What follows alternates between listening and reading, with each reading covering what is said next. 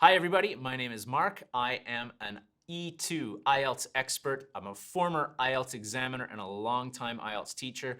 And today we're going to look at a way that you can improve your IELTS writing score. And this is a really incredible technique. It's one simple idea that will actually help you increase your task achievement score, coherence and cohesion score, as well as your grammar score. Today, we're looking at how to extend your ideas. Let's take a look. So, first of all, I want to talk briefly about the band descriptors. These are the ways that your writing is graded by the IELTS examiners. Now, as I said, we're going to look at ways to improve your score in 3 of the criteria. Let's take a more careful look here. Now, if we look at a 6, you can see something here about task achievement. It says that conclusions are or can be repetitive, ideas inadequately developed. For coherence, it says arranges ideas coherently, and for grammar, for a 6, there is a mix of simple and complex sentences. But for a 7, it says conclusions are clear. Coherence says clearly and logically organizes ideas. And for grammar, there is a variety of grammar structures. So we're going to look at a simple way to extend and conclude your ideas, organize them logically, and if we do this, it will push you to be able to use a greater range of sentence structures. Let's take a look at what this might look like. So the main thing we're looking at today is effect. How can I use effect to extend my ideas better? We're going to take a look at a few grammatical structures that will help us do this. If we look here, you can see the first sentence says, there has been a major increase in industrial activity since 1945. Full stop. As a result, comma, CO2 emissions have increased. So we have this very direct connection from one sentence to the next, and we've connected it with as a result. And that's perfect. It's fine. There's nothing wrong with it, but there's more. Let's take a closer look. In the second sentence, we can see here, I've removed as a result, and I've replaced it with this has resulted in an increase in CO2 emissions into our atmosphere.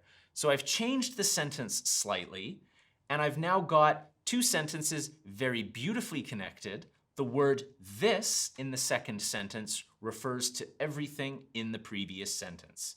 So we've got much better cohesion and logic between these 2 sentences and a slightly different grammatical structure. So imagine if you've got 2 paragraphs and you have 2 effects. One of them could use as a result. Another one could say this has resulted in. That's a range. That's 2 different sentence types. However, we could make it even more interesting. In the third sentence, I've removed full stop this, and I've replaced it with comma, which has resulted in an increase in CO2 emissions into our atmosphere. In this case, you can see that we've got now a participle clause. It's one long sentence, and the sentence hasn't changed from the other one in terms of the grammatical structure. You've just replaced full stop this with comma, which. And watch out, you absolutely have to have full stop this, and you absolutely will need comma, which. In the next sentence, we get it even more complex. Now, I do just want to say, if you're aiming for that 6.5 or 7, the first 3 are fine. That's quite a bit. That's going to give you some range.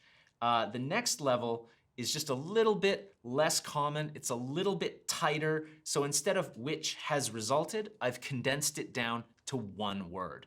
And remember that. For those of you trying to get that 8, you definitely want to be economical with your words. That means fewer words say more. And in this case, I've gone from 3 words to 1. In the final one, I've just used a different verb. Full stop, this has led to. Now, this can change just like resulted. You could say which has led to, and you could say leading to an increase in CO2 emissions. So once again, you've got this wide range of grammatical structures that you can use here. Now everyone, we're going to take a look at a couple of writings from students here at E2, and I'm going to make a couple of changes to highlight these techniques. Now, be careful, we do sometimes get questions. Is this a 7? Is this an 8? Don't worry about that. The point here is to highlight the technique that we're focused on today. So while this would do quite well, keep in mind, for an 8, I would probably demonstrate greater lexical range and greater grammatical range. Things here will be good, but at a higher level, I am able to write a lot more clearly, and I'm able to say a lot more with fewer words. But for the sake of clarity, this is going to be restrained writing. Let's take a look at what the student's written. There are 2 perceived disadvantages that are associated with studying abroad. Since students live far from home, it impacts on their performance. They become victim of the homesickness and could not properly focus on their education. It is often observed that when a youngster starts living alone, far from their home, their mind does not accept this change immediately. Okay, so there's a clear focus here. They're talking about homesick and the impact on their education. The position is not quite as clear, so we're going to make a few changes to tidy this up. The second part of the paragraph says, another factor is the expense. Indeed, it is very expensive to go to a foreign nation for a higher education because of the fees and the living expense. This one's a little bit better, it's clearer. Youngsters not only have to pay their university fees, but also have to bear all the bills. I've put in a note here, we'll talk about that shortly. While living with the family, many of the expenses they never notice. And we'll leave that there.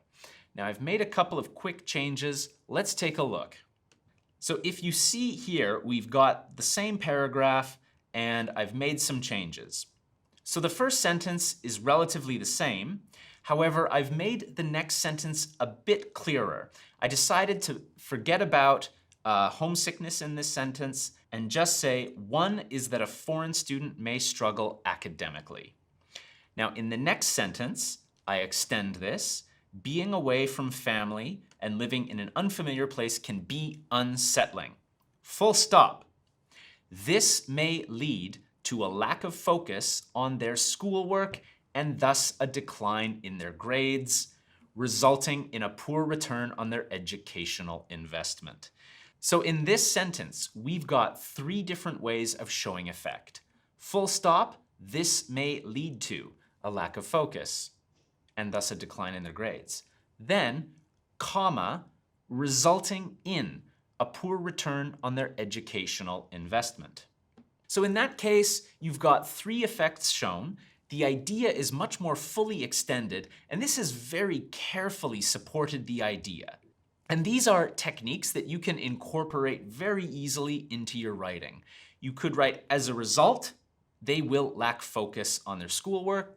You could write, this may lead to a lack of focus on their schoolwork. And then here, after the comma, resulting in a poor return on their educational investment, or which may result in a poor return on their educational investment. When we move on to the next sentence, another factor is the expense. Great. It can be very expensive to go to a foreign country for higher education because of the higher fees and living expenses. Young students not only have to pay their university fees, but also have to deal with the bills, comma, possibly leading to either financial strain on the family or on the student who may need to take out a loan to cover these costs. So again, possibly leading to, this could be comma, which could lead to financial strain on the family. In the final part, I've got another effect. These costs can put the student or family into debt, comma, which may take years to pay off. So again, effect. Now in that last sentence, we've got more advanced ways of showing effect. They're a bit more unpredictable. It shows more flexibility in the writing.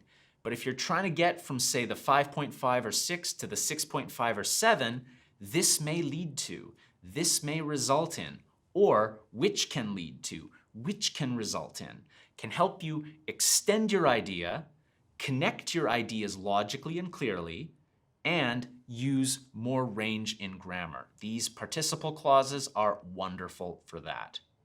All right, here is another student's writing, and I've made a few notes here of things we're going to look at. So here it goes, to begin with, there are a lot of benefits that students can get from pursuing a study in a foreign country. One of the most beneficial aspects is improving self-confidence. Good, that's actually nice and clear, self-confidence. Foreign students must have to communicate, that's a mistake, with strangers and survive in an unfamiliar surrounding by themselves, comma, therefore students have become more independent and confident. The next sentence, another benefit is that students' foreign language skills will improve incredibly due to the daily use of foreign language, unlike in their own country. Japanese students, for example, need to speak and communicate in English every day if they are studying in countries where English is used as an official language. Now again, yes, there's a few little grammar mistakes in here. Generally, the ideas are clear, and there's nothing necessarily wrong with this. If I was going to advise you how to maybe bring up the score a little bit, I might suggest a change like this. So here I've kept the first 3 sentences relatively similar. So these 3 sentences haven't changed very much, but I've decided to add effect. So when we're talking about the importance of self-confidence, we have here a comma, which can lead to greater independence and thus confidence, comma, which will help them as they begin their careers after completing their studies. Again, you do not need to put this many effects into your writing. I really just want to highlight how you could use it. So even one extra bit of effect information could make a big difference. Don't worry about making multiple changes. Then we move on to the next sentence. Another benefit is students' foreign language skills will improve incredibly due to the daily use of foreign language. Full stop. Now in this case, I've removed the example about Japanese students. Again, it's not wrong. It does support the answer, but the next sentence will extend the idea much more clearly.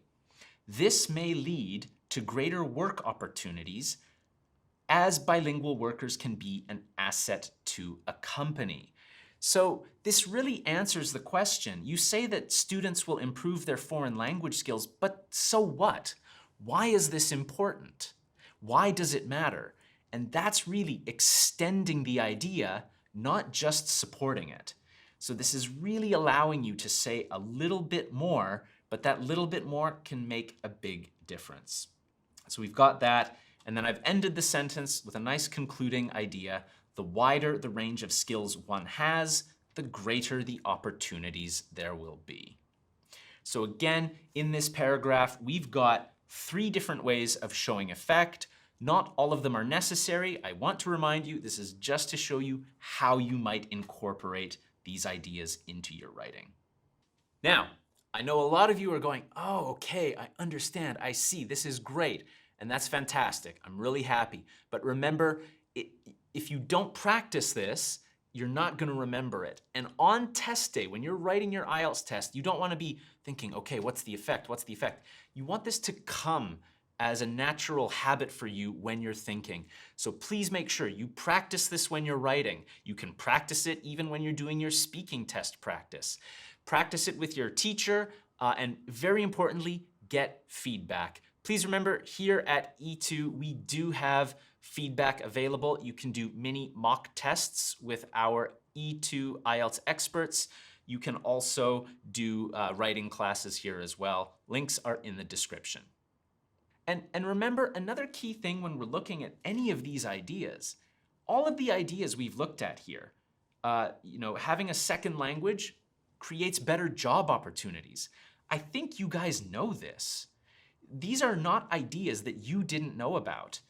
The earlier examples where we talked about homesickness and feeling uncomfortable might lead to poor academic performance. You know this. It's very clear to you. I'm sure this was not surprising information for you, but you want to build that habit of thinking of effect and expressing the effect. So don't just try to come up with fast answers. Practice thinking, what is the effect of this idea I've said? And let's have a look. In this very short lesson, we've looked at a range of different ways to show effect. We've got as a result, which was the initial idea, but then you could also say, this may lead to, comma, resulting in, comma, possibly leading to, comma, which can lead to, which can help them as they. All of these expressions we've used today to show effect. All right, everyone, so that's all for today. Please remember a few of these things.